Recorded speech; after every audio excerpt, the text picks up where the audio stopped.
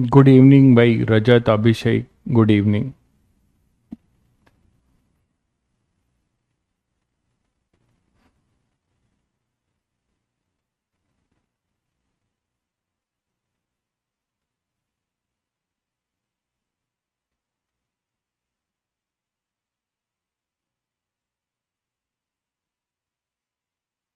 Tanishq Durgesh good evening. सभी बच्चों को गुड इवनिंग। ऑडियो वीडियो सभी को क्लियर होगा शायद।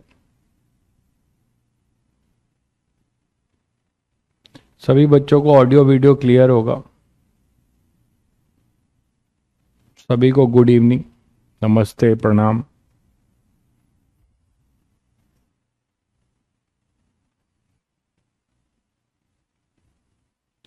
ठीक हूँ भाई, अब मैं ठीक हूँ पूरी तरीके से। चलिए, तो कहानी शुरू करते हैं अपनी। तो हमने कल काफ़ी अच्छी कॉन्सेप्ट देखा था। हमने काफ़ी अच्छे कॉन्सेप्ट देखा था सर्कुलर मोशन में, है ना, वर्क के लिए जो रेडियल फोर्स का और टेंजेंशियल फोर्स का। ठीक है, चलिए अब हम नेक्स्ट वर्क पे एक और इम्पॉर्टेंट बात सीखते हैं कि वर्क इज फ्रेम इंडिपेंडेंट। इससे आप क्या समझते हो? वर्क इज, सॉरी उल्टा बोल दिया, work is frame dependent. Frame dependent.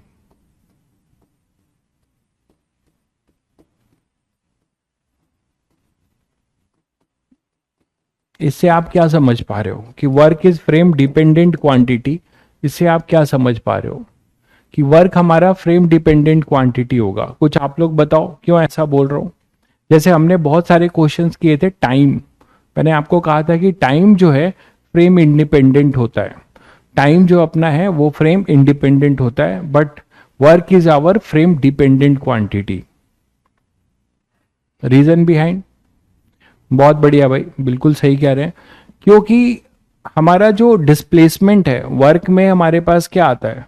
Displacement आता है। Displacement of body along the direction of applied force, या फिर अप्लाइड फोर्स का component along the direction of displacement of body, जो भी आप बोलिए।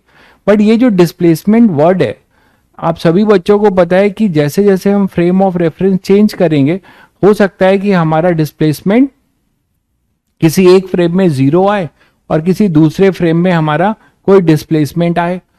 और फिजिक्स की भाषा में वर्क तब तक नहीं माना जाएगा जब तक हमारा डिस्प्लेसमेंट नहीं होगा। मानते हो? तब तक हम फिजिक्स की भाषा में वर्क नहीं जैसे आप सर पे लेके कोई भी चीज खड़े रहो, सर पे लेके कोई भी चीज आप खड़े रहो, 2 दिन खड़े रहो, 3 दिन खड़े रहो, ठीक है, क्या कोई वर्क होगा? फिजिक्स की भाषा में नहीं होगा। एमजी और नॉर्मल रिएक्शन आपके सर के दोनों लग रहे होंगे। पॉइंट ऑफ एप्लीकेशन जहां पे लग रहे हैं वो, उसका डिस्प्लेसमेंट नहीं होगा, उसका डिस्प्लेसमेंट नहीं होगा। क्लियर है? तो इसका मतलब वर्क जीरो होगा। तो उसी तरीके से वर्क हमारा फ्रेम डिपेंडेंट क्वांटिटी है। उसका रीजन आप सभी को पता है। इस चीज को और समझते हैं क्वेश्चन के थ्रू। मान लीजिए हमारे पास एक ट्रॉली है, किसी क्वेश्चन के थ्रू इसको समझते हैं। मान लीजिए हमारे पास एक ट्रॉली है,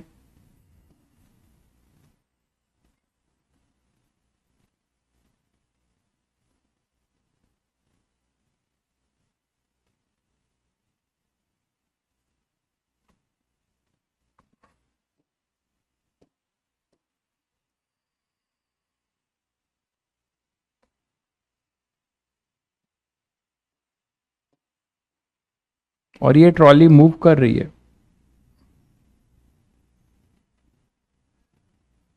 इस ट्रॉली के अंदर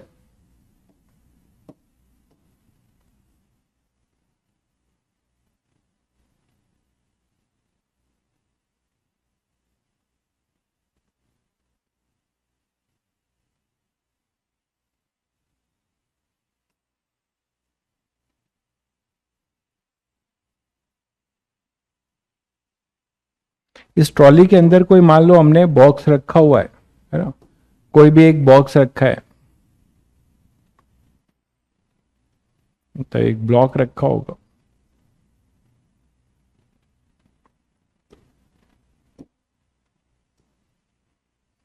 और इस पे फोर्स लग रहा है कोई F,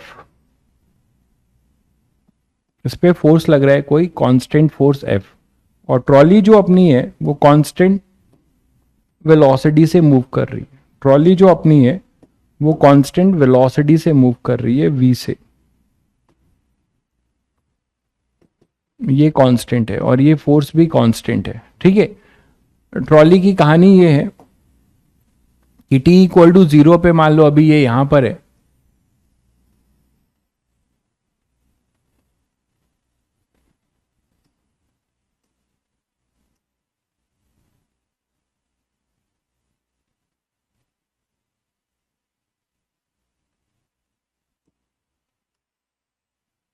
और किसी टाइम के बाद उसका कोई डिस्प्लेसमेंट हो जाता है।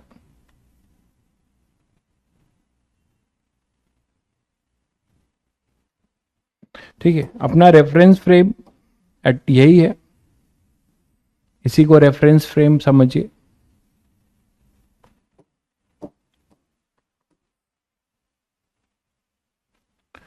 ये अपना y एक्सिस है, ये x एक्सिस है, इसका रेफरेंस फ्रेम यहां पर है अटैच टू द ट्रॉली, तो दो रेफरेंस फ्रेम है।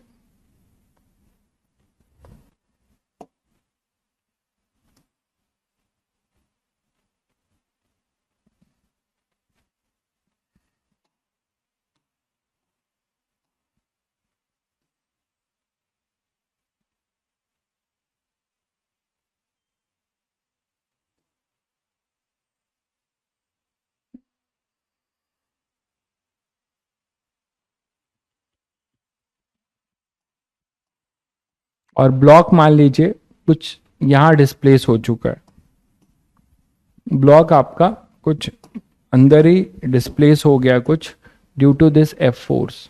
ठीक है, ब्लॉक अब आपका यहां डिस्प्लेस हो चुका है अपने इस रेफरेंस फ्रेम से, ये जो फ्रेम था इससे जो है ब्लॉक डिस्प्लेस हो गया है। This is the situation at t equal to 0 and this is the situation at t equal to t. This is the situation at t equal to t. ठीक है, अब हमारे पास दो ऑब्जर्वर हैं, आपसे पूछा जा सकता है कि ये मान लो O है ओरिजिन, ये ट्रॉली के फ्रेम वाला O डैश है। ठीक है, तो अब आप बता सकते हो कि ट्रॉली ने कितना मूव किया होगा। भाई t इक्वल टू 0 से t कांस्टेंट वेलोसिटी से मूव कर रहा है ट्रॉली, तो ट्रॉली का जो डिस्प्लेसमेंट है ये तो सब लोग देख रहे हैं, ट्रॉली खुद कितना डिस्प्लेस कर चुका है vt, है ना। ये एंड से ये एंड, किसी एक एंड के पकड़ लो, ये एंड से ये एंड को, तो ये मूव कर चुका है vt, तो ट्रॉली का डिस्प्लेसमेंट हो चुका है vt। अब आप दोनों फ्रेम से इस फोर्स का वर्क निकालोगे, आपको इस फोर्स का वर्क निकालना है, एक बार ट्रॉली के फ्रेम में और एक बार ग्राउंड के फ्रेम में। तो work done by force F, है ना, work done by force F, है ना, in ground frame.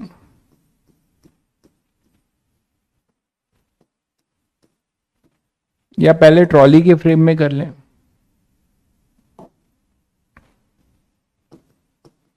With respect to trolley frame, तो वो सब लोग बता सकते हो क्या होगा। भाई फोर्स यहां पे लग रहा है t इक्वल टू 0 पे, और ये t इक्वल टू t पे यहां पर है, तो ये एक तरीके से क्या हो जाएगा, ये हो जाएगा displacement of block with respect to trolley, है ना, SBT, displacement of block with respect to trolley, यही हो जाएगा भाई। तो आप क्या लिखोगे, कांस्टेंट फोर्स का है, और यहां पर बॉडी का जो डिस्प्लेसमेंट है वही पॉइंट ऑफ एप्लीकेशन का डिस्प्लेसमेंट है, क्योंकि पूरी की पूरी बॉडी मतलब S और F पैरेलल है, तो यहां आपको कुछ सोचना ही नहीं है, F इंटू एस कर देंगे। तो work done by force F with respect to trolley frame क्या हो जाएगा, WF with respect to trolley, ये हो जाएगा F कांस्टेंट फोर्स लग रहा है into displacement of block with respect to trolley, सीधे सीधे। तो ये हो जाएगा F into displacement of block, क्या लिखोगे भाई, आपका एक्सेलरेशन क्या होगा, अगर कांस्टेंट फोर्स F लग रहा है, इसका मास मुझे देना चाहिए, इसका मास M ले लीजिएगा, इसका मास M ले लीजिएगा, ठीक है, M मास ले लीजिएगा। तो डिस्प्लेसमेंट क्या हो जाएगा,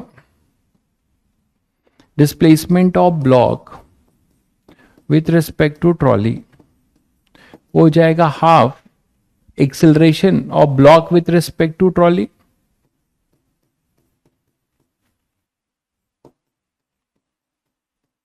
इंटू टी स्क्वायर, और एक्सेलरेशन क्या हो जाएगा इसका F बाई एम, एक्सेलरेशन जो हो जाएगा F बाई एम। यहां पे देखिएगा ये कांस्टेंट है, तो एक तरीके से ट्रॉली इज ऑल्सो क्या है, इनर्शियल फ्रेम।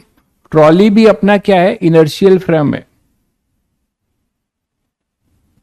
ठीक है। मतलब ट्रॉली खुद कांस्टेंट वेलोसिटी से मूव कर रही है और उसके अंदर एक ब्लॉक है जो कांस्टेंट फोर्स से मूव कर रहा है। ये सिचुएशन है भाई, सब लोगों को समझ में आ गया। और ट्रॉली कांस्टेंट वेलोसिटी से मूव कर रही है, तो ट्रॉली कैसा फ्रेम हो गया, इनर्शियल फ्रेम। यहां एक्सेलरेटेड फ्रेम नहीं है, इनर्शियल फ्रेम ही है। तो यहां पे भी जो फ्री बॉडी डायग्राम बनाओगे, चाहे अर्थ के रिस्पेक्ट में बनाओ चाहे ट्रॉली के रिस्पेक्ट में, एक ही फोर्स लगेगा F। अगर ये एक्सेलरेटेड होता तो यहां पे सूडो लगाते, एक्सेलरेटेड होता तो यहां पर आप सूडो लगाते, ऐसा नहीं है। तो आप सीधे सीधे acceleration of block with respect to trolley क्या लिखोगे, F by M into T square. तो दिस इज योर आंसर। तो F T square upon 2m joule, ये हो जाएगा displacement of block with respect to trolley. अगर अब आप बात करो कि इसी वर्क डन बाई, अब इसको यहां पुट कर दो, तो हमने work done by F with respect to trolley कितना आ जाएगा भाई, हाफ इंटू ये डिस्प्लेसमेंट आपने निकाल दिया है, ये अभी डिस्प्लेसमेंट है भाई, ये जूल नहीं होगा, मीटर होगा। तो ये मीटर और m में कंफ्यूजन होगा, इस छोड़ रहा हूं। ये हो जाएगा F T square upon 2m। तो finally you are getting F T square upon 4m joule. ये हो गया डिस्प्लेसमेंट ऑफ फोर्स F, है ना, displacement of force F। Half कैसे आया यार, एकदम बौडम हो क्या, हाफ कैसे आया, ये आप काइनेमेटिक्स यूज किए हो भाई, half AT square kinematics use किए हो, वहां से ये हाफ आया है, ठीक है। इस तरीके का बकवास डाउट मत पूछिए, ठीक है। तो हाफ AT स्क्वायर, तो A एक्सेलरेशन हो जाएगा अपने पास F by M into T square. तो T जो है टाइम हो गया, तो वहां से आपने किया F T square by 2m, सब सही है, ठीक है। तो यहां पे आ जाओ F, अच्छा 2F हो जाएंगे ना फिर, हाँ ठीक है, यहां गड़बड़ है। तो यहां पे वैल्यू जब पुट करोगे तो आपके पास होगा F into F T square upon 2m, ये फोर्स इंटू डिस्प्लेसमेंट, तो ये हो जाएगा F square T square upon 2m। ये काइनेमेटिक्स इक्वेशन लगाया गया। एक लड़का पूछ रहा है सर हाफ कैसे आया, ठीक है, क्लियर है सभी को।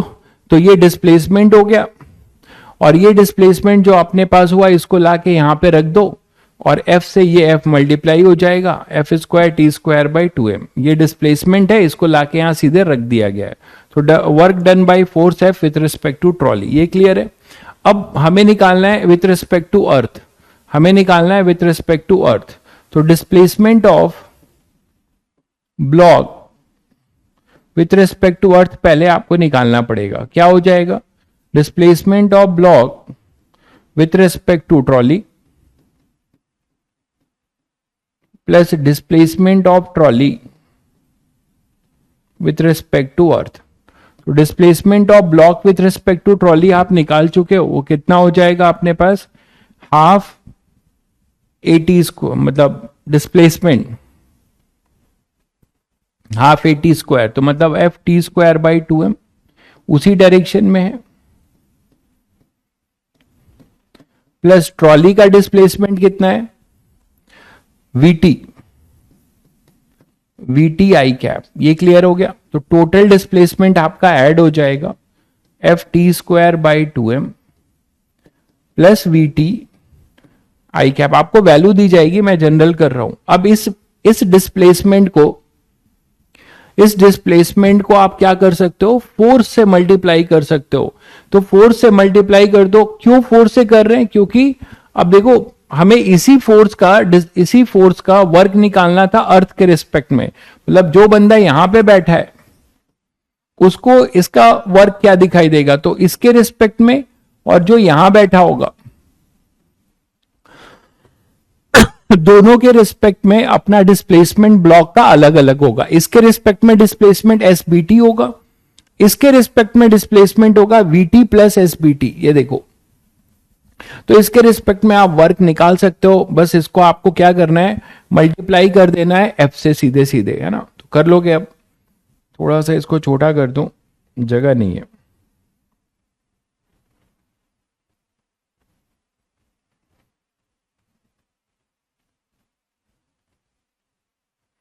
ठीक है, तो वर्क बता दीजिए। W F with respect to earth वो हो जाएगा एफ इंटू ये पूरा displacement F T square by 2m plus V T.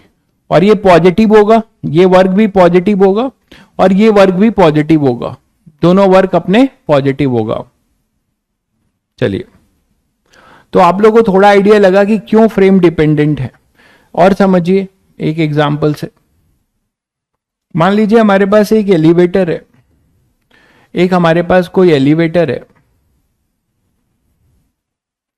ठीक है। और इस एलिवेटर,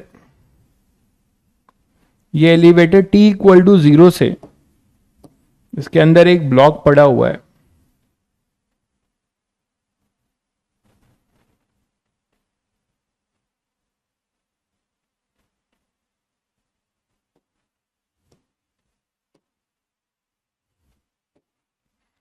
तो t इक्वल टू 0 से ये ब्लॉक है, मास है में, इसका मास है में, और t इक्वल टू 0 से ये एलिवेटर स्टार्ट होता है accelerating upward with constant acceleration a at t equal to 0, with constant acceleration a at t equal to 0। ये जस्ट लाइक ग्राउंड ही मान लो, अभी ये उठ रहा है t इक्वल टू 0 से।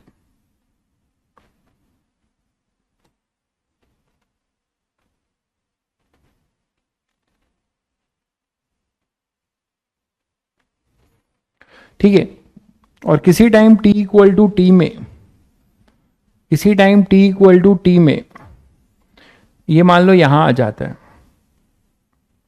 किसी time t equal to T में ये यहां पे आ जाता है। This is the instant at t equal to 0।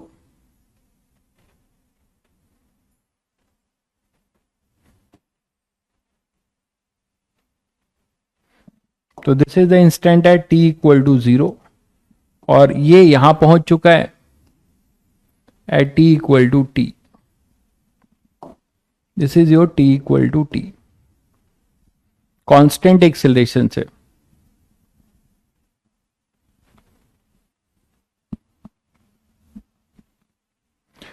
Net work को आप क्या कह रहे हैं, वर्क नहीं, ऐसा नहीं कर सकते भाई अभिजीत। ठीक है, ऐसा आप नहीं कर सकते। आगे इसमें हो सकता है आपको दिक्कत ना हो, क्योंकि वर्क कोई वेक्टर क्वांटिटी नहीं है, तो आप वर्क के साथ रिलेटिव नहीं लगा सकते। Work is not a vector quantity. Work done by A with respect to B equal to work done by A with respect to earth, ऐसा आप नहीं कर सकते, वेक्टरली ऐड नहीं कर सकते। सेम डायरेक्शन में तो अलग बात है कि उसको आप कर पाओगे। पिछले स्लाइड को क्या देखना चाहते हैं, देखिए जल्दी देखिए।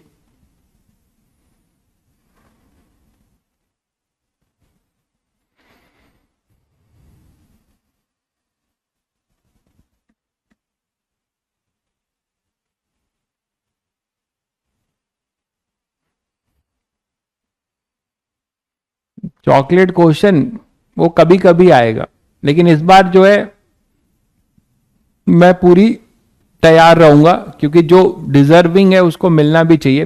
पिछली बार कल मामला गड़बड़ा गया था, कल मैं गेस नहीं कर पाया कि कौन पहले और सही दिया है।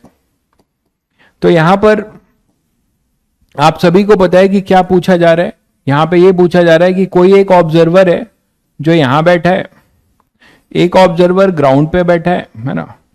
विथ रिस्पेक्ट टू अर्थ है ये, और ये फ्रेम है एलिवेटर, ये ऑब्जर्वर है विथ रिस्पेक्ट टू एलिवेटर। ठीक है, अब आपसे क्वेश्चन क्या पूछा जा रहा है? क्वेश्चन पूछा जा रहा है कि find work done by gravity, normal reaction, ठीक है, on the block with respect to ground. ठीक है, ये ए पार्ट है। दूसरा है फाइंड वर्क डन, सेम है, बाय ग्रेविटी, नॉर्मल रिएक्शन। अब ये नॉन इनर्शियल फ्रेम है तो हम इसको सूडो भी ले लेते हैं, with respect to elevator on the block.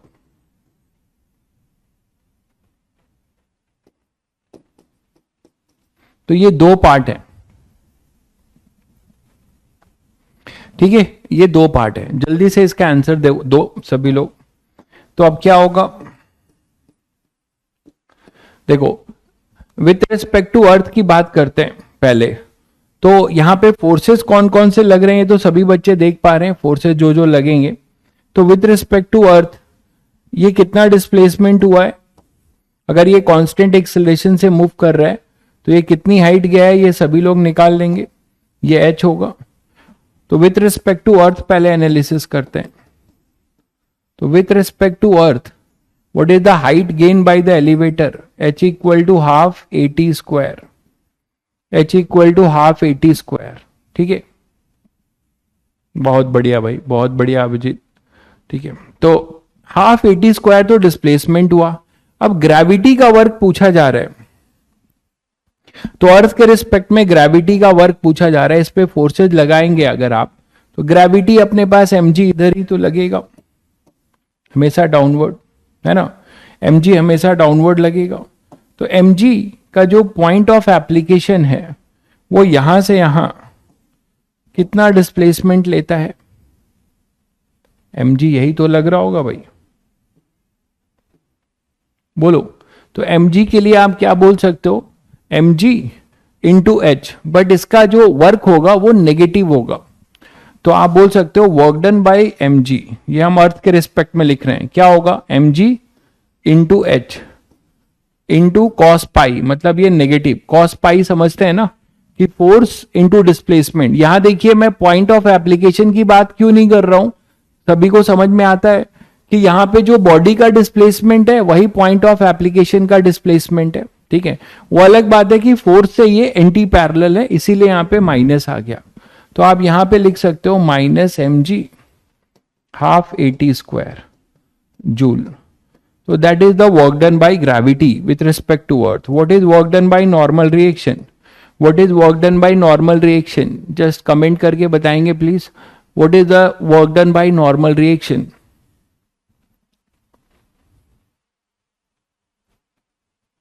Normal reaction का बस बता दो आप लोग। तो n की वैल्यू भी लिखनी पड़ेगी ना आपको, n की वैल्यू लिख के बताओ n क्या होगा। नॉर्मल रिएक्शन का वर्क अर्थ के रिस्पेक्ट में, तो अर्थ के रिस्पेक्ट में आप देखिए पहले तो नॉर्मल रिएक्शन की वैल्यू सभी को पता है क्या होगी। जरा नॉर्मल रिएक्शन की वैल्यू बता दो तो पहले देखें कितने लोग बता पा रहे हैं, बहुत लोग ये भी नहीं बता पाएंगे शायद। ये जो नॉर्मल रिएक्शन है इसकी वैल्यू बताओ जरा।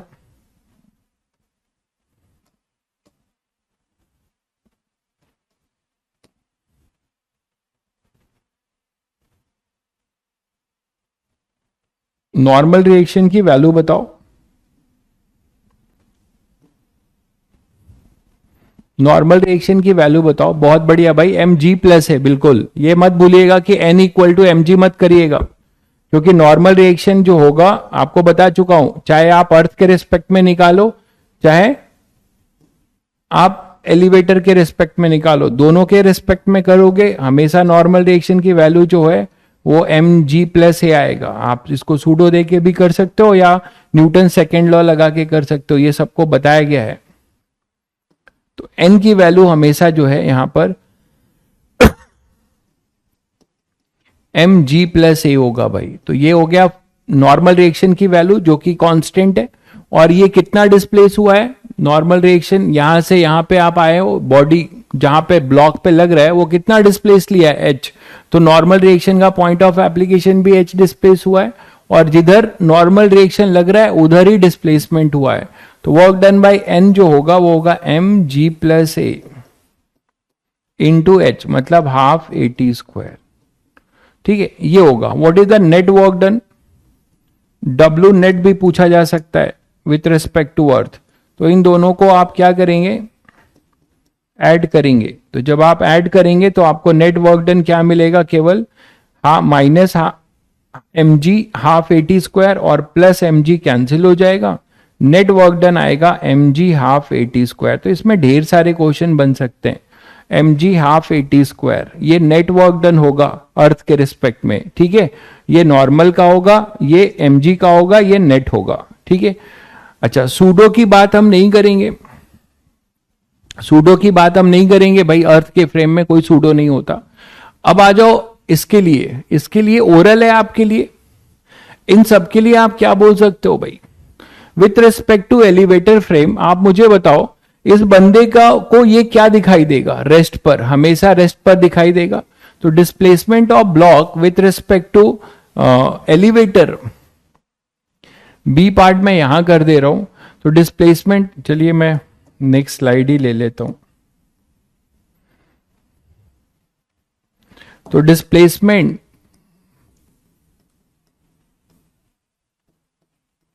Of block with respect to elevator 0 है। Displacement of block with respect to elevator 0 है। बहुत बढ़िया भाई प्रखर पुण्यम, बहुत बढ़िया। तो आपको पता है कि नॉर्मल रिएक्शन लग रहा है, mg लग रहा है, सूडो लग रहा है, बट उनका पॉइंट ऑफ एप्लीकेशन मूव नहीं कर रहा है। तो आप यहां पे डायरेक्ट इनका आंसर दे सकते हो।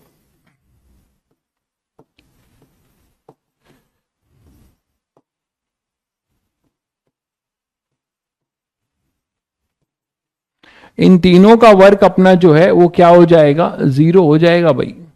इन तीनों का वर्क अपना 0 हो जाएगा विथ रिस्पेक्ट टू एलिवेटर। तो विथ रिस्पेक्ट टू एलिवेटर इन तीनों का वर्क 0 हो जाएगा। बहुत बढ़िया, हैट्रिक हो गई 0 की। ठीक है भाई, 0 की हैट्रिक हो गई।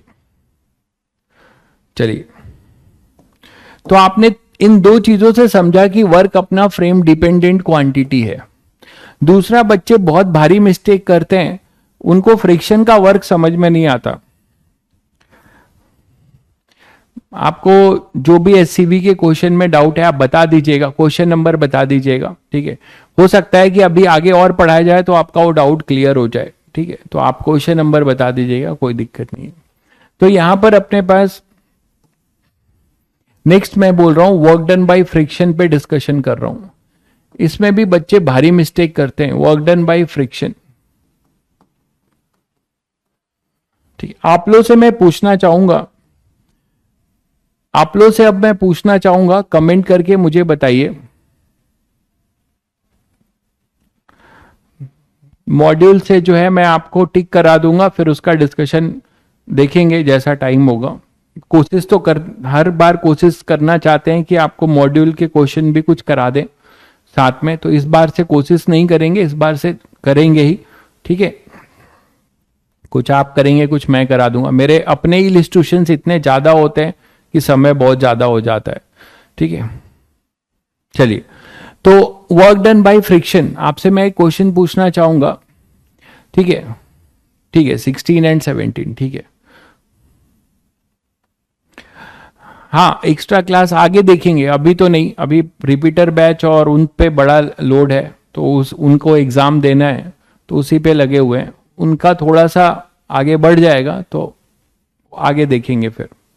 तो वर्क डन बाय फ्रिक्शन, आप मुझे बताइए कमेंट करके बच्चों कि what is the work done by static friction. मैं एक कमेंट करता हूं, इस स्टेटमेंट को आप बोलिएगा रॉन्ग है या राइट है, कि work done by static friction is always zero.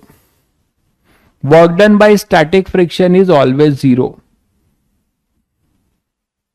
Is this statement is true और false? Work done by static friction is always zero.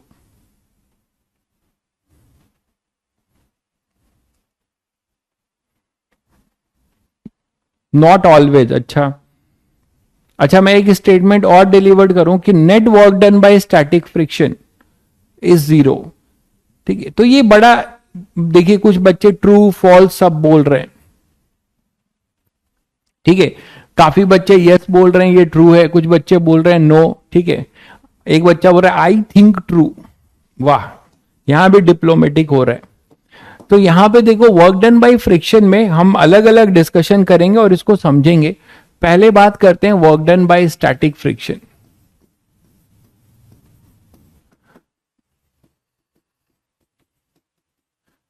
तो work done by static friction में बच्चों एक चीज का ध्यान रखना कि स्टैटिक फ्रिक्शन का वर्क हमेशा जीरो होगा। ठीक है, किसके रिस्पेक्ट में? कभी भी ऐसा, ये इनकम्प्लीट स्टेटमेंट है, ये इनकम्प्लीट स्टेटमेंट है ना। स्टैटिक फ्रिक्शन का वर्क जीरो केवल बोल दिया जाए तो किसके रिस्पेक्ट में होगा? मान लो केवल एक ब्लॉक ग्राउंड पे पड़ा हुआ है, एक ब्लॉक जो है केवल ग्राउंड पे पड़ा हुआ है, समझो ध्यान से, एक ब्लॉक जो है केवल ग्राउंड पे पड़ा हुआ है, तो आप नो डाउट सही बोलोगे कि सर इसमें तो हमेशा ही जीरो होगा। ये तो सभी लोग समझ रहे हैं कि एक ब्लॉक अपना ग्राउंड पे पड़ा हुआ है। तो मान लो ये जो ब्लॉक है ये ग्राउंड पे ऐसे ही पड़ा हुआ है और मूव नहीं कर रहा है, एफ एस एफ के बराबर है, एफ एस जो है एफ के बराबर है, यहां स्टैटिक फ्रिक्शन इसको रोके हुए है।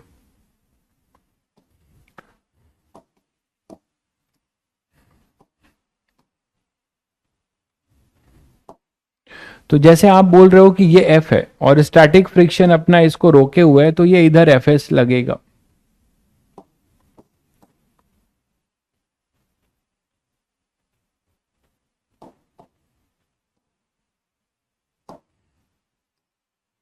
तो यहां तो आप बिल्कुल बोल सकते हो कि यहां पे स्टैटिक फ्रिक्शन का वर्क जीरो है, नो डाउट। ये क्योंकि अर्थ के रिस्पेक्ट में आप बोल रहे हो, ब्लॉक मूव नहीं कर रहा है, ब्लॉक मूव नहीं कर रहा है, तभी तो स्टैटिक लगा रहे हो, है ना। F equal to F S है, तो डब्ल्यू एफ एस जीरो है, ठीक बात है, और डब्ल्यू एफ भी जीरो है। लेकिन अगर मान लो ये सिचुएशन ऐसा हो जाए कि दो ब्लॉक्स हो गए, ध्यान से देखिएगा, अब तुम्हारे पास दो ब्लॉक्स हैं, देखो ध्यान से, अब तुम्हारे पास दो ब्लॉक्स हैं।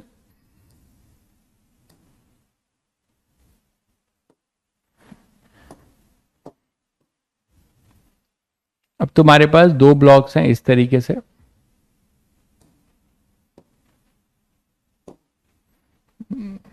जिंदगी रंगीन करो, ऐसे ही जिंदगी तुम लोग की ब्लैक एंड व्हाइट चल रही है। तो अब ये दो ब्लॉक्स हैं, मान लीजिए कि आपने इस पे फोर्स लगाया, है ना, ऊपर वाले पे आपने फोर्स लगा दिया एफ। आपने खूब क्वेश्चन किए हैं, मल्टीपल ब्लॉक के क्वेश्चन, और ये बोला जा रहा है कि अपना जो ये 2m है इसका मास m है। ठीक है, और ये दोनों एक साथ साथ मूव कर रहे हैं, ये स्मूथ है। ठीक है, ये ब्लॉक ए है, ये ब्लॉक बी है, तो block A and B are moving together. ठीक है, ब्लॉक वाले जो है ब्लॉक, ये दोनों ब्लॉक क्या कर रहे हैं, both the block A and B move together, ये दिया जा रहा है।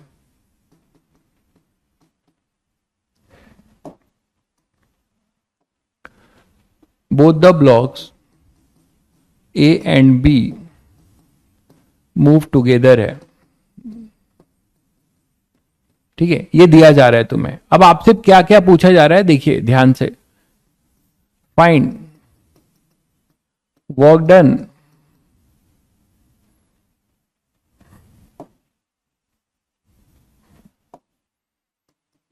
Find work done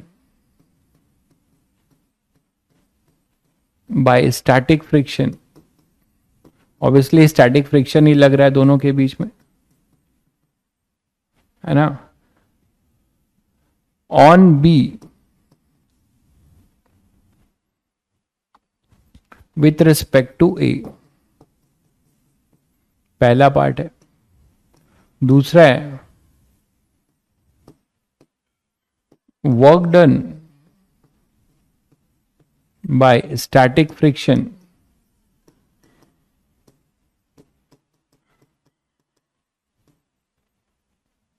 on A या बी, कुछ भी बोल सकते हो, ऑन ए, ऑन बी ही ले लेते हैं, विथ रिस्पेक्ट टू अर्थ। और तीसरा पार्ट है net work done by static friction.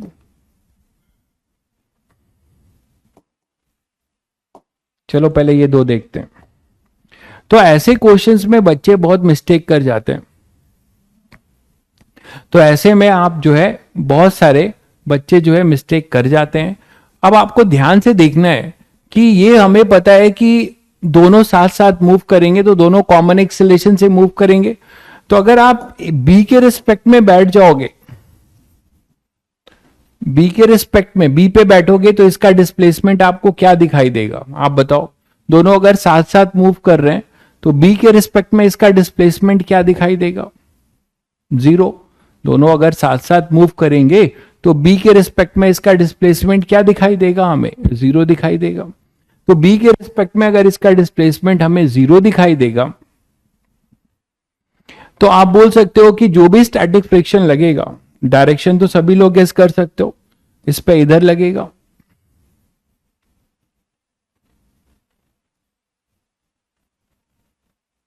और इस वाले पे इधर लगेगा।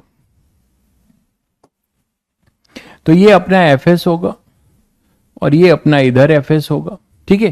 तो स्टैटिक फ्रिक्शन का जो वर्क होगा वो 0 होगा, किसके रिस्पेक्ट में, work done by static friction on B with respect to A. तो विथ पहले एफएस की वैल्यू निकाल ले। कॉमन एक्सेलरेशन क्या होगा सबको पता है, वो हो जाएगा F/3m, ठीक है। किसी time t equal to T पे पूछा जा रहा है ना, यहां लिख देता हूं at t equal to T.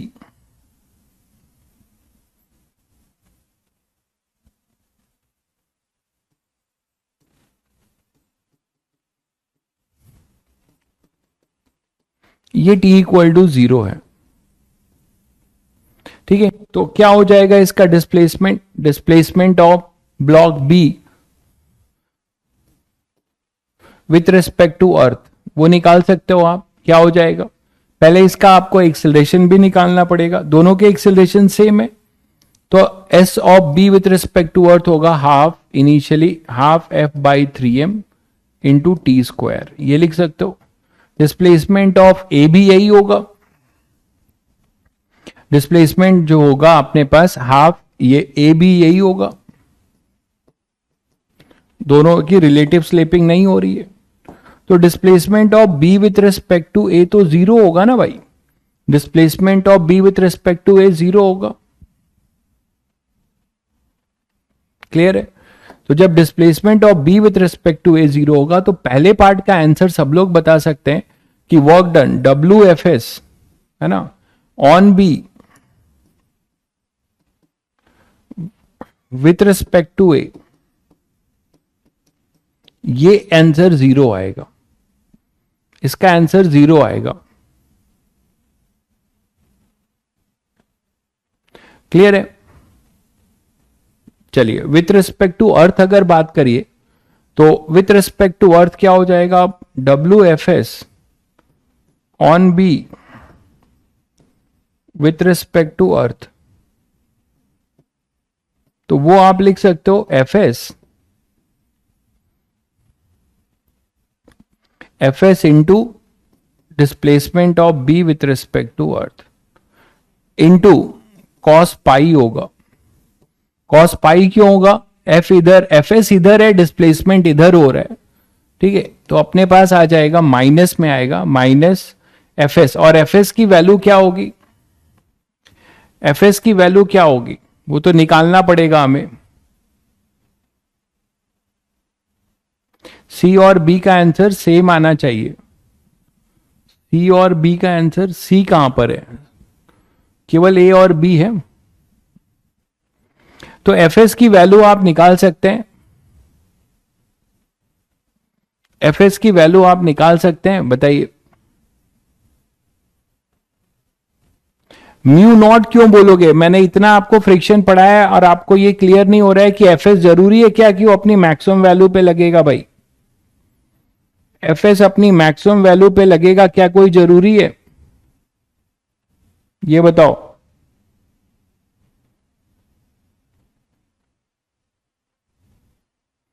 FS अपनी मैक्सिमम वैल्यू पे लगेगा कोई जरूरी है क्या, नहीं ना। तो एफएस की वैल्यू निकालने में क्या दिक्कत है, म्यू इंटू एन क्यों बोल रहे हो, म्यू इंटू एन क्यों बोल रहे हो, यहां एफएस निकाल सकते हो, इतना पढ़ाने के बाद आप ये नहीं कर पा रहे हो। एफएस जो होगा, ब्लॉक बी की एफबीडी बनाओ, वहां से एफएस निकाल लो। For block A, for block A नहीं कर पाओगे। ब्लॉक ए पे केवल क्या फोर्स लगेगा भाई, एफएस, और यही तो इसको एक्सेलरेट कर रहा है। तो एफएस क्या लिख सकते हो, 2m इंटू ए हो गया, एफएस आ जाएगा 2m इंटू ए कितना है अपना, F/3m। तो एफएस मिल गया आपको 2F/3, एफएस आ गया 2F/3। आप कैसे जानते हो कि एफएस मैक्सिमम वैल्यू पे लग रहा होगा, एफएस आप यहां से निकालोगे, ऐसे ही तो करते थे, सब भूल गए। म्यू इंटू एम बता रहे हो, क्लियर हो गया बच्चों। तो 2F/3 हो जाएगा। अब आप यहां पे वैल्यू पुट कर लो, एफएस की है 2F/3, डिस्प्लेसमेंट कितना हो जाएगा, F/6m² और ये माइनस में, तो 2 से ये 3 कैंसिल हो जाएगा, F²T²/9m joule with minus sign, with minus sign. तो F²T²/9m जूल। बहुत बढ़िया भाई, एक बच्चे ने आंसर सही दिया है। F³ लिख रखा है, F³ क्यों लिख रखे हो, F³ कहां से आ जाएगा, F² आएगा, ठीक है। तो ये हो जाएगा डिस्प्लेसमेंट। तो आपने क्या देखा, इसी एफएस का वर्क ग्राउंड के रिस्पेक्ट में, बी के रिस्पेक्ट में 0 आ रहा है, बट ग्राउंड के रिस्पेक्ट में एफएस का वर्क आ रहा है।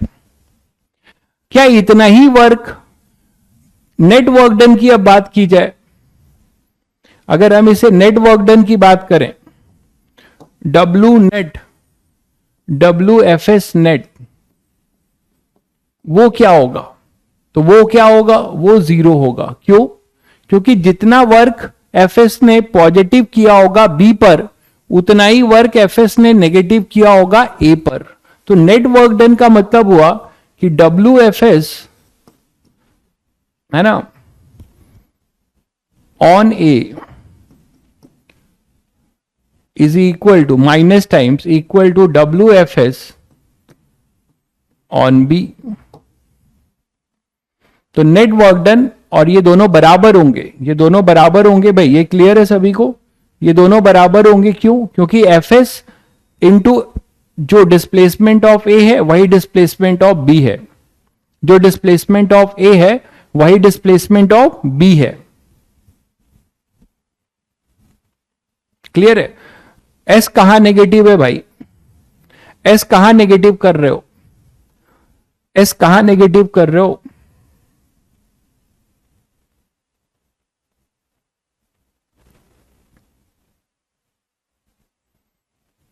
एस कहां नेगेटिव कर रहे हो, एस तो आपने पास पॉजिटिव है, एस तो दोनों साथ साथ आगे बढ़ेंगे, तो डिस्प्लेसमेंट तो पॉजिटिव है, फोर्स इस पे एफएस इधर लग रहा है, डिस्प्लेसमेंट इधर है, उसके लिए माइनस आया हुआ है।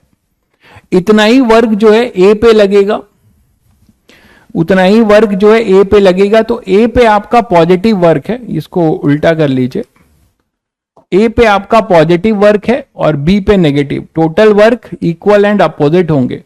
तो नेट वर्क डन कभी भी आपसे कोई पूछता है एफएस का विथ रिस्पेक्ट टू अर्थ, वो हमेशा 0 होगा।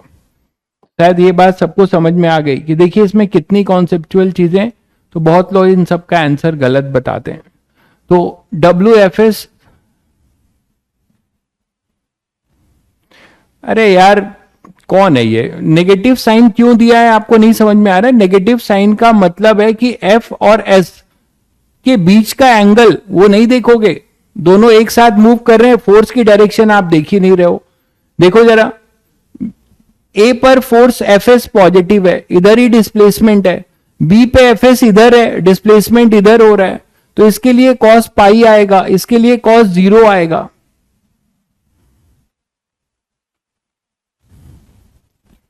क्लियर है? तो नेट वर्क डन 0 होगा, नेट वर्क डन Fs का 0 होगा, ठीक है, नेट वर्क डन अपना 0 होगा। भाई गणेश ये रोज मत पूछा करो यार, आपको बता दिया है मैंने कि वर्क पावर के लिए पीछे आपकी सारे जो भी टॉपिक्स आपने पढ़े, law of motion, circular motion, उसके बाद से आपका फ्रिक्शन, ये सब की जरूरत पड़ रही है, आप देख ही रहे। क्लास डिस्टर्ब होता है यार, आप लोग मतलब इस तरीके से इतनी घटिया डाउट पूछ रहे हो कि दोनों पॉजिटिव होंगे। अरे दोनों पॉजिटिव कैसे होंगे यार वर्क के लिए? देखो Fs इधर लग रहा है ए पे और डिस्प्लेसमेंट इधर है, तो ए पे पॉजिटिव होगा Fs का वर्क, बी पे नेगेटिव होगा, और दोनों पे इक्वल और अपोजिट होगा। इतना आप नहीं समझ पा रहे हो? टोटल वर्क डन जो है अर्थ के रिस्पेक्ट में 0 होगा, ठीक है। लेवल, ये वही बात है ना कि ये स्कूल की पढ़ाई या फिर ये जैसे तैसे जो दूसरे प्लेटफॉर्म पे पढ़ते हैं, आप उस तरीके की पढ़ाई का आशा करते हो तो आपको दिक्कत होगी यहां पे। नेक्स्ट बात करते हैं work done by kinetic friction. तो आपने क्या सीखा स्टैटिक फ्रिक्शन में? आप सिचुएशन देख के बता पाओगे, है ना। स्टैटिक फ्रिक्शन में आप ये बोलोगे कि नेट वर्क डन हमेशा 0 होगा, नेट वर्क डन हमेशा जो है 0 होगा, अर्थ के रिस्पेक्ट में net work done static friction का हमेशा 0 होगा। अगर ऑब्वियसली जब साथ साथ मूव करेंगे तो नेट वर्क डन 0 होगा, एक का दूसरे पे नहीं। आपने अर्थ के रिस्पेक्ट पे बी का निकाला, अर्थ के रिस्पेक्ट पे ए पे निकाला, दोनों इक्वल और ऑपोजिट होंगे, उनको टिक करेंगे आप, तो बहुत सारे क्वेश्चन बन सकते हैं। तो work done by kinetic friction. तो अब मान लीजिए हम काइनेटिक फ्रिक्शन की वर्क की बात कर रहे हैं, तो ये आसान है, लेकिन यहां पे तुम्हें ध्यान रखना है कि काइनेटिक फ्रिक्शन कब लगेगा? स्टार्टिंग से ही रिलेटिव स्लिपिंग शुरू हो रही होगी, लेकिन जब भी आप इसका वर्क लिखेंगे तो वर्क के लिए आप जो है क्या बोल सकते हैं कि हमारा डिस्प्लेसमेंट मैटर करेगा। जिस फ्रेम ऑफ रेफरेंस में आपसे काइनेटिक फ्रिक्शन का वर्क पूछा जाएगा, भाई गणेश आपको ब्लॉक करना पड़ेगा, ठीक है, आपको लास्ट वार्निंग दे रहा हूं मैं, आपको ब्लॉक करना पड़ेगा मुझे, ठीक है, मैं नहीं चाहता आप वही क्वेश्चन बार बार पूछ रहे हो, पूरा भर दे रहे हो कमेंट, बाकी किसी बच्चे का डाउट भी नहीं दिखेगा।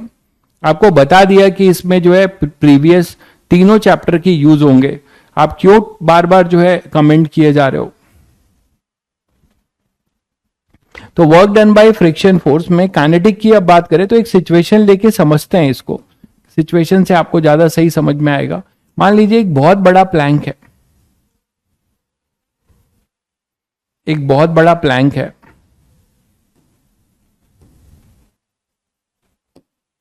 और इस प्लैंक पे कोई ब्लॉक है जिसको हमने हॉरिजेंटली थ्रो कर दिया है।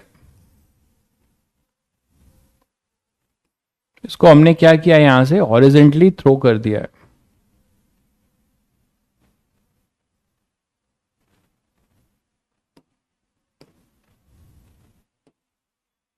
ठीक है। तो हॉरिजेंटली इसको हमने थ्रो कर दिया है किसी V0 वेलोसिटी से। ऐसा क्वेश्चन याद है हम लोगों ने फ्रिक्शन में भी किया था, V0 वेलोसिटी से। इसका मास m है, इसका मास 2m है, और ये ग्राउंड पे रखा हुआ है, ये ग्राउंड पे रखा हुआ है, स्मूथ ग्राउंड पे, ये स्मूथ ग्राउंड पे रखा हुआ है, ठीक है, और ये वेरी लॉन्ग है,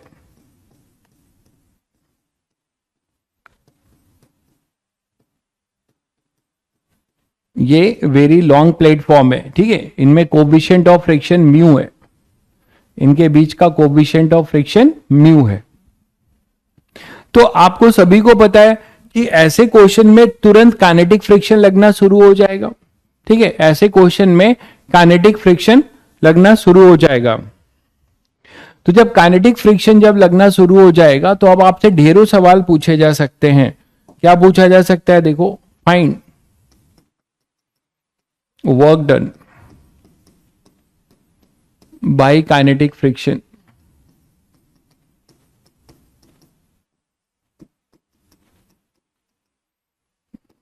पहला है ऑन ए, इसको ए बी मान लो, ये अपने पास ए है और ये अपने पास बी है।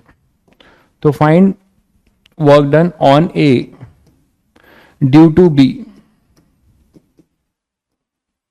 ठीक है, sorry, find work done on A, find work done by kinetic friction on A. बस अगर ये लिखा, देखिए कभी भी एक बात और ध्यान रखिए, कभी भी अगर फ्रेम ऑफ रेफरेंस, कभी भी फ्रेम ऑफ रेफरेंस आपका मेंशन ना हो तो इट इज ऑब्वियस कि it is asking with respect to earth. ये बता चुका हूं मैं आप लोगों को कि कभी भी अगर फ्रेम ऑफ रेफरेंस नहीं पता होता है तो इसका मतलब ये अंडरस्टूड है कि विथ रिस्पेक्ट टू क्या है, वो अर्थ है। फिर भी मैं यहां लिख दे रहा हूं, तो work done by kinetic friction on A with respect to B है और ये है on A with respect to earth है। ठीक है, तो मान लीजिए हम ये करते हैं, हाँ बिल्कुल, at t equal to T, ये टी इक्वल टू 0 है, ये टी इक्वल टू 0 है। मैं लिख दे रहा हूं, block is projected horizontally,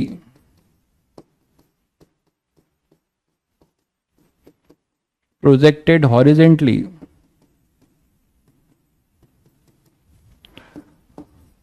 on a very long platform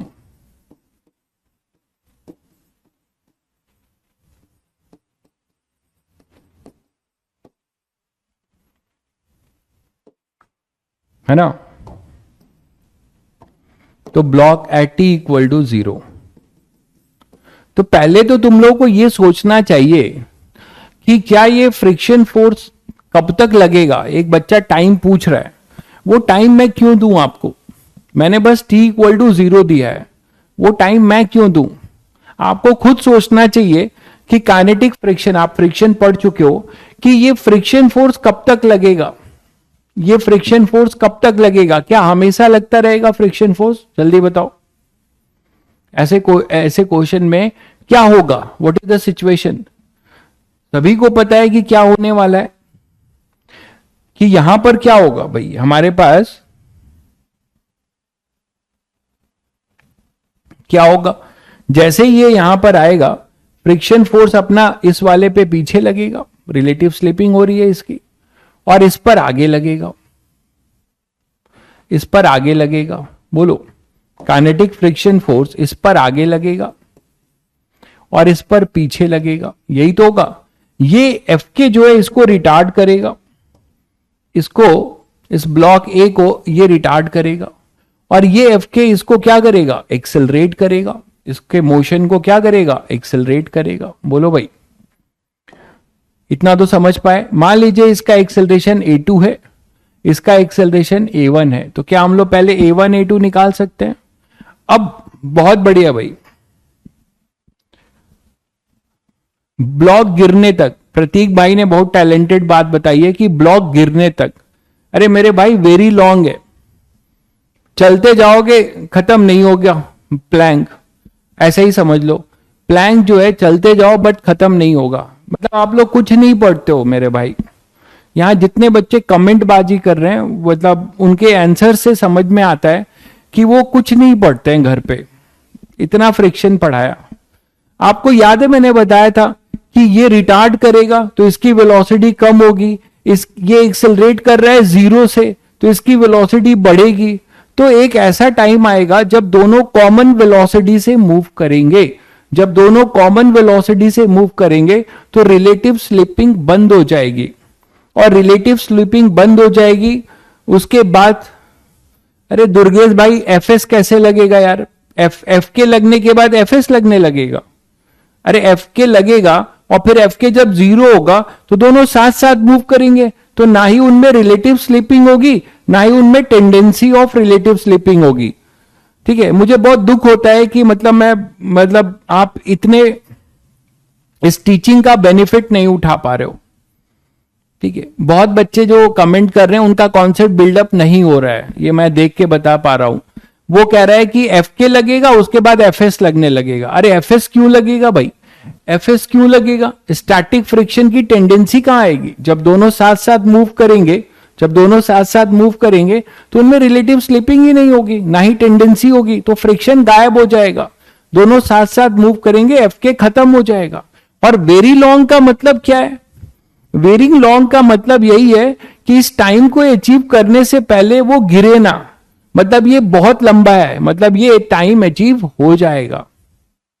तो एक बहुत बढ़िया क्वेश्चन बन जाएगा इस पे, और आपको ये करना चाहिए क्योंकि आपने ये फ्रिक्शन में किया हुआ है इस तरीके के क्वेश्चंस, लेकिन आप नहीं कर पा रहे हो।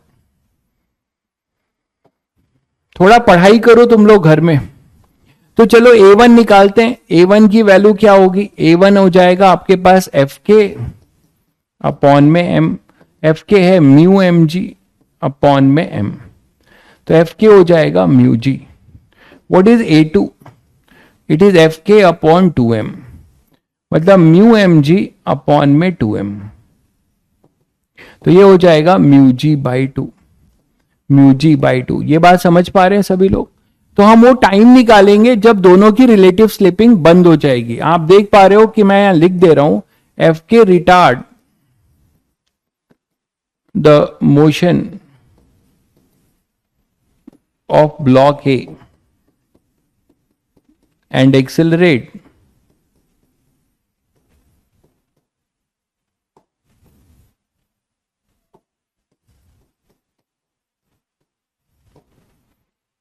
the plank with zero initial velocity। यही तो है भाई। तो एक की वेलोसिटी कम हो रही है, V0 की जो वेलोसिटी है वो कम हो रही है, और प्लैंक की वेलोसिटी 0 से बढ़ रही है, तो दोनों कॉमन वेलोसिटी को अचीव करेंगे। ये नहीं समझ में आ रहा है? तो सभी बच्चों को ये समझ में आ गया कि भाई एक टाइम आएगा, let at t equal to t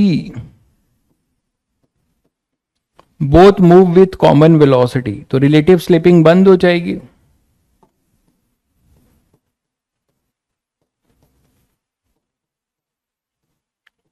common velocity, दोनों कॉमन वेलोसिटी से मूव करने लगेंगे और रिलेटिव स्लिपिंग आपकी क्या हो जाएगी? बंद हो जाएगी। ये क्लियर है बच्चों? उसके बाद क्या होगा? तो उसके बाद वो टाइम हम निकालते हैं पहले, क्योंकि उतने टाइम तक ही तो लग रहा होगा ये।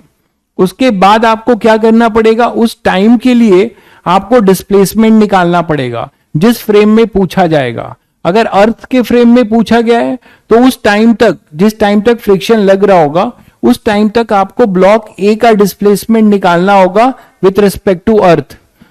ठीक है, और इसी का अगर प्लैंक के रिस्पेक्ट में पूछा जाएगा तो उसी टाइम में इसका डिस्प्लेसमेंट निकालना होगा प्लैंक के रिस्पेक्ट में, और एफ के से फिर मल्टीप्लाई कर देना होगा। शायद सभी लोगों को समझ में आ गया। चलिए, तो अब पहले हमारा मेन काम है टाइम निकालना, बिना इसके काम नहीं होगा। तो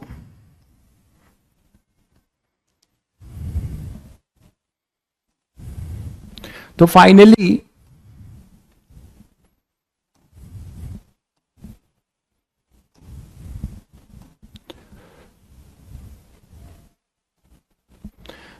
आपको पता है कि मान लेते हैं कि t equal to t time में दोनों कॉमन वेलोसिटी से मूव करने लगे, दोनों कॉमन वेलोसिटी से मूव करने लगे t equal to t time में, ऐसा मान लेते हैं।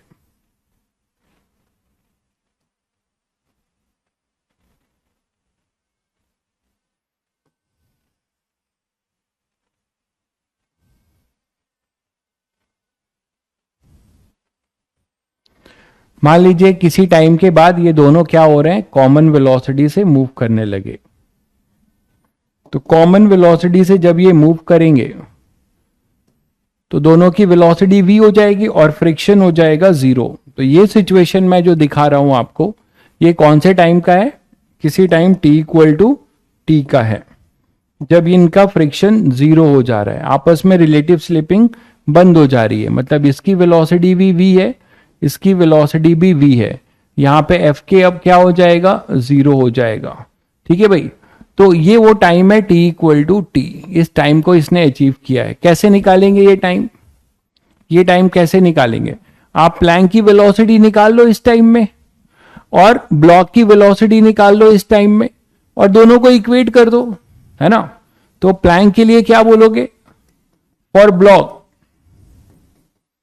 v is equal to v naught minus a1t, that is v equal to v naught minus mu gt for block for planck। Plank का acceleration कितना था याद करो?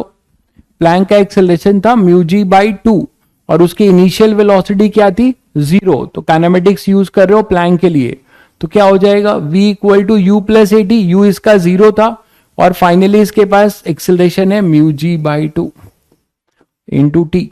तो इन दोनों को आप इक्वेट कर सकते हो और टाइम निकाल सकते हो। दोनों के लिए, प्लैंक और ब्लॉक दोनों की वेलोसिटी सेम हो जाएगी, तभी जाके रिलेटिव स्लिपिंग बंद होगी, तब तक फ्रिक्शन लगता रहेगा, तब तक का हमें वर्क चाहिए।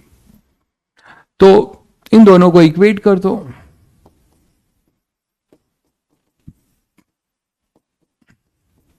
तो V नॉट अपने पास आ जाएगा 3/2 म्यू जी टी, तो T आ जाएगा 2V नॉट अपॉन 3 म्यू जी। में ढेरों ऑब्जेक्टिव क्वेश्चन बन सकते हैं, ठीक है। तो T आ जाएगा 3V naught upon 2V naught upon 3 mu G. ये वो टाइम है, ये वो टाइम है जब अपना क्या हुआ होगा? फ्रिक्शन लगना बंद हो गया होगा, ठीक है। अब इतने टाइम में आपसे पूछा क्या गया है? देखिए, पहला पार्ट क्या पूछा गया है? Find work done by kinetic friction on A with respect to B. On A with respect to B है, on A with respect to earth है। तो हमें ये देखना पड़ेगा ना कि ब्लॉक ए ने बी के रिस्पेक्ट में कितना डिस्प्लेसमेंट लिया, ब्लॉक ए ने अर्थ के रिस्पेक्ट में। तो अर्थ वाला तो आप आसानी से निकाल सकते हो, आपको एक्चुअल एक्सेलरेशन इसका पता है a1। तो आप क्या कर रहे हो? Displacement of block with respect to earth पहले निकाल लो, क्या होगा? हाफ, और इसका जो एक्सेलरेशन है a1 into T square, that is half mu g into T1। T है अपना 2V नॉट अपॉन 3 म्यू जी का होल स्क्वायर। तो यहां से आपको मिल जाएगा 2V नॉट स्क्वायर अपॉन में 9 म्यू जी, ठीक है, metre. 2V naught square upon 9 mu ji.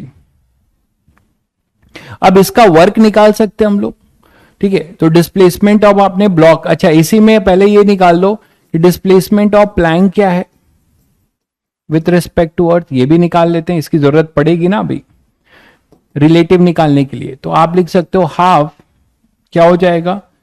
a2 into T square, that is half. अच्छा ये गलत कर दिया है मैंने, ये गलत है, ये गलत है भाई। इसमें v भी तो था इनिशियली, v नॉट भी तो था, इसके पास वेलोसिटी थी, बिल्कुल इनिशियल वेलोसिटी करना पड़ेगा। बहुत बढ़िया भाई, कुछ लोग देख रहे हैं, अच्छी बात है। ut मतलब v naught t minus half a1 t square, ये आएगा भाई, that is v naught into 2V naught upon 3 mu g minus half a हो जाएगा म्यू जी इंटू T1 हो जाएगा 2V नॉट अपॉन 3 म्यू जी का स्क्वायर। तो यहां से आप कॉमन ले सकते हो 2V naught upon 3 mu G, तो ये आएगा V not minus V not upon में 3, एक कॉमन ले लिया।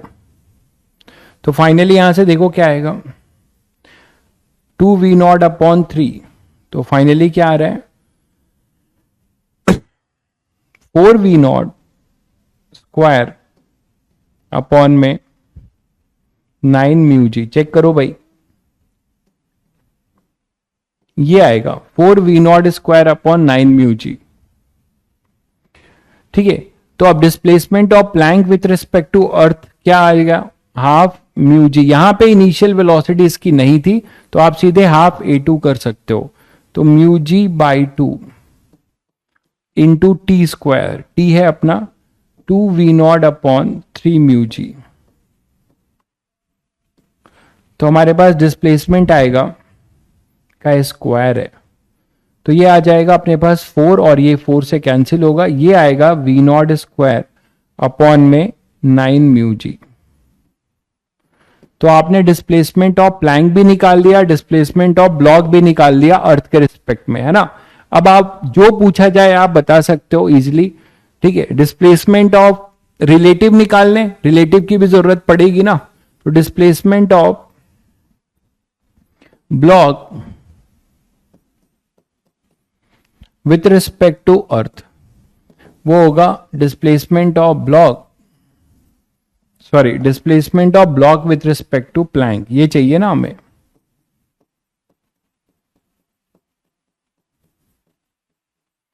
तो ये आ जाएगा अपने पास displacement of block with respect to earth minus displacement of plank with respect to earth. Block with respect to earth कितना निकाला है आपने, 4v0 square upon 9 μg minus आई कैप में होगा, है ना, ये सब आई कैप में होंगे, दोनों आई कैप में ही है, आई कैप ले लीजिए सब, minus v0 square upon 9 μg, इस डायरेक्शन को आई कैप ले रहे हैं, तो हमारे पास आ जाएगा v0 स्क्वायर अपॉन 3 μg आई कैप। ठीक है, तो आपने सभी डिस्प्लेसमेंट्स निकाल लिए, अब आपको कुछ नहीं करना है, इसको बस मल्टीप्लाई कर देना है काइनेटिक के साथ, है ना, आपको काइनेटिक फ्रिक्शन के साथ मल्टीप्लाई करते जाना है, आपको मिल जाएगा वर्क। ठीक है, चलिए तो अब वर्क लिख लेते हैं। तो वर्क हमारे पास क्या आ जाएगा,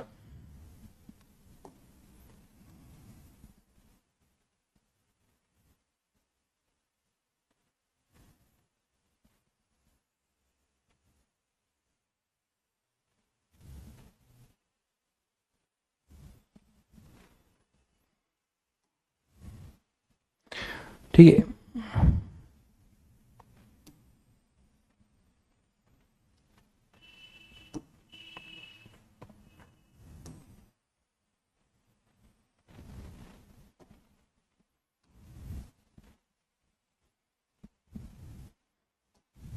तो हमने तीनों डिस्प्लेसमेंट निकाल दिया है। अब तीनों को जो है आपको पता है,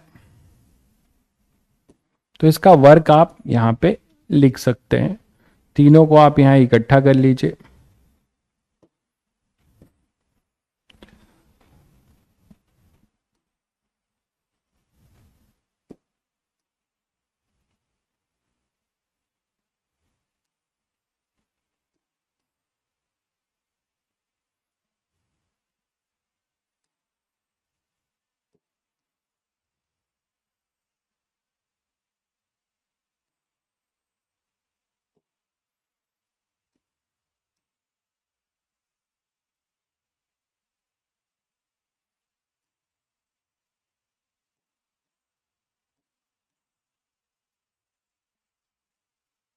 तो ये आ गया अपना काम का जो रिजल्ट है।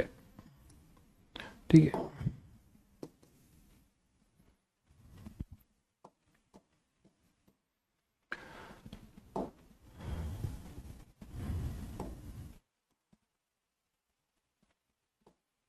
तो ये अपने पास आ गया displacement of block with respect to earth आ गया, displacement of plank with respect to earth आ गया, और सब पॉजिटिव नेगेटिव का भी तुम्हें ध्यान रखना पड़ेगा, ये सब पॉजिटिव आए हैं, है ना, ये सब पॉजिटिव आए।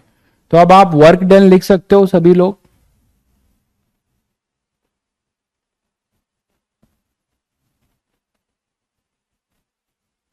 म्यू एम जी कैंसिल हो जाएगा क्या, म्यू एम जी कैंसिल हो जाएगा, म्यू एम जी कैंसिल कहां हो जाएगा मेरे भाई, आप देखो इधर, ये स्क्वायर है,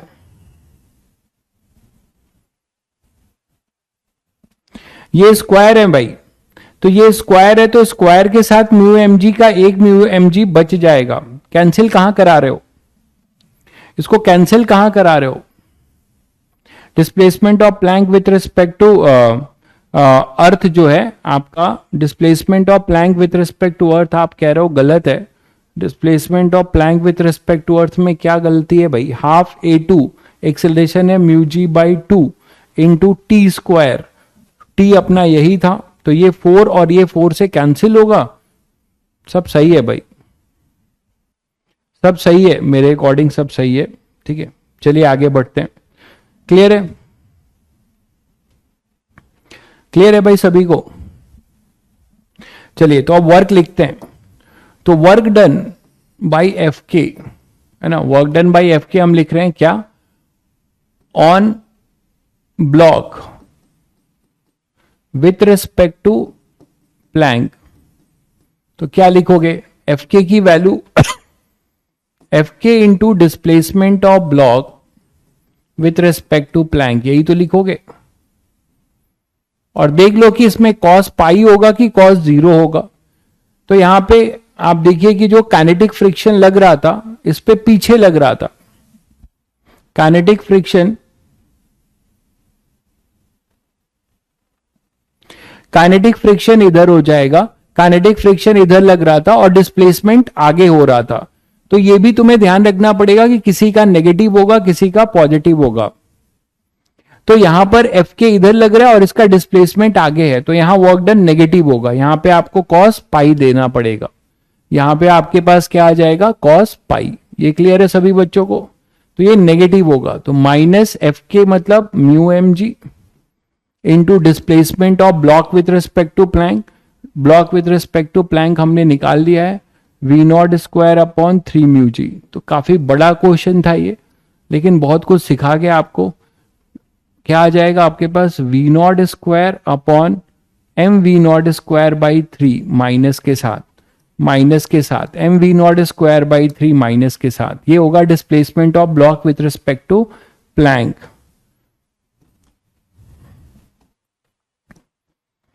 अब डिस्प्लेसमेंट ऑफ एफ के on the block with respect to earth, ये भी निकाल सकते हैं आप। क्या हो जाएगा? डिस्प्लेसमेंट ऑफ, वो हो जाएगा f k into displacement of block with respect to earth. और यहां भी माइनस होगा क्योंकि ये ऑपोजिट डायरेक्शन में लग रहा है, तो ये माइनस मैंने दे दिया है, तो कॉस पाई यहां पे नहीं लिख रहा हूं। तो ये होगा minus mu M G into displacement of block with respect to earth, ये निकाला है आपने, वो हो जाएगा 4 V naught square upon 9 mu G. तो ये अपने पास आएगा, म्यू जी कैंसिल हो जाएगा, minus 4 m we naught square upon 9 joule. तो ये हो जाएगा displacement of kinetic friction with respect to this. ठीक है, नेक्स्ट है अपने पास, ये भी पूछा जा सकता है कि डिस्प्लेस काइनेटिक फ्रिक्शन का work on the Planck.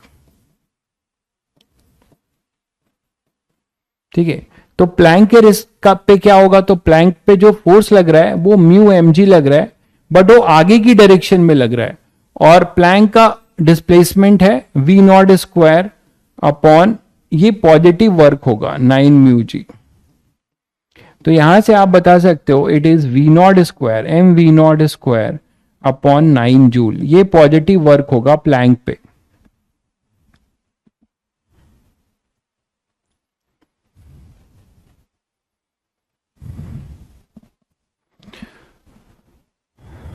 Clear है बच्चों? तो ये पॉजिटिव होगा, ये दोनों नेगेटिव होंगे। अब इसमें आपसे यह भी पूछा जा सकता है कि net work done by kinetic friction, कौन सी गलत वैल्यू ले लिए भाई? किसकी गलत वैल्यू ले लिए? मास 2m है, अच्छा ओके। तो उससे क्या हो जाएगा? मास 2m है तो फ्रिक्शन फोर्स 2 mg लगेगा। कैसी कैसी बात कर रहे हो यार, ये फ्रिक्शन फोर्स तो म्यू mg रहेगा ना भाई, फ्रिक्शन फोर्स तो म्यू mg रहेगा ना भाई। सेकेंड पार्ट में आप जो बोल रहे हो फ्रिक्शन फोर्स तो म्यू mg रहेगा। तुम लोग यार कहां से पढ़ के आए हो यार, मतलब मुझसे तो नहीं पढ़े हो, मुझे अगर मुझसे पढ़े हो तो मेरे पढ़ाने का क्या मतलब है। यहां पे ये एफ के है, एफ के अभी भी ऐसे लग रहा है, तो एफ के की वैल्यू तो म्यू एम जी होगी ना, नॉर्मल रिएक्शन तो एन के बराबर होगा, वो एम जी के बराबर होगा, है ना। तो यहां पे 2m का क्या चक्कर बता रहे हो, यहां 2m का क्या चक्कर बता रहे हो।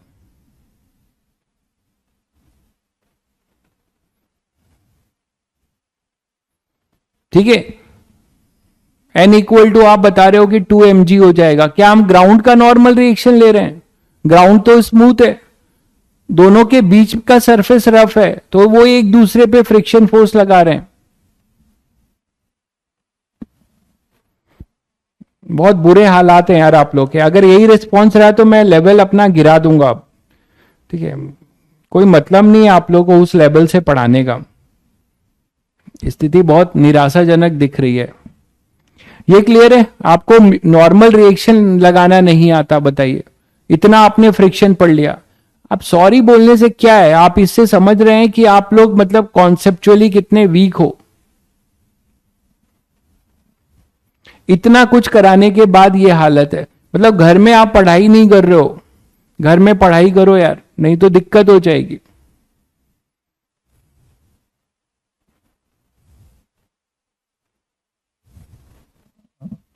ठीक है, चलिए, तो आपको मिल गया एफ के, सारी चीजें आपसे, ढेर सारे क्वेश्चन आपसे पूछे जाएंगे, आप बता सकते हो। अच्छा, आप ये बता सकते हो कि what is the net work done by kinetic friction, what is the net work done by kinetic friction. Net work done जब भी बोलता है तो ध्यान रखिए, net work done by kinetic friction मतलब विथ रिस्पेक्ट टू अर्थ। तो अब यहां पे तुम्हें समझना है कि net work done by kinetic friction with respect to earth, बहुत बच्चे जो है क्या करेंगे, देखो जरा, आप लोग खुद पहले कमेंट देके बताओ क्या होगा net work done by kinetic friction.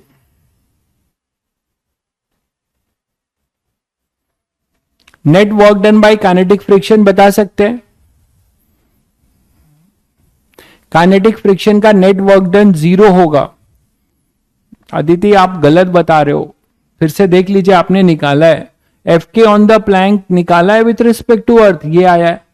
F के ऑन द प्लैंक, एफ के on the block with respect to earth, ये देखिए, इन दोनों को आप जोड़ेंगे तो क्या ये 0 आएगा, क्या ये 0 आएगा आपके पास, ये 0 नहीं आएगा। इसका रीजन क्या है, क्योंकि दोनों का अर्थ के रिस्पेक्ट में डिस्प्लेसमेंट अलग अलग हुआ है, दोनों का अर्थ के रिस्पेक्ट में डिस्प्लेसमेंट अलग है, तो आप इसको 0 नहीं बोल सकते। इसीलिए तो पूरा ये सेक्शन करा रहा हूं। जनरली 90% जनता ये सब क्वेश्चन गलत करके आती है, तो आपको इससे इसको माइनस करना पड़ेगा भाई। मतलब ये नेट वर्क डन के लिए ऐड होगा विथ साइन, तो विथ साइन ऐड करोगे तो आएगा -mv0²/3, -mv0²/3, बिल्कुल -mv0²/3। तो इसी में एक क्वेश्चन और बन सकता है कि अगर आपसे बोला जाए net work done WFK net, तो वो हो जाएगा, मतलब ये नेट बोला जा रहा है और कोई भी आपको फ्रेम ऑफ रेफरेंस मेंशन नहीं है, मतलब obviously net work done with respect to earth है ये, तो WFK नेट जो होगा वो हो जाएगा WFK on the block with respect to earth plus WFK on the plank with respect to earth। तो इसमें बहुत सारी चीजें पूछी जा सकती हैं।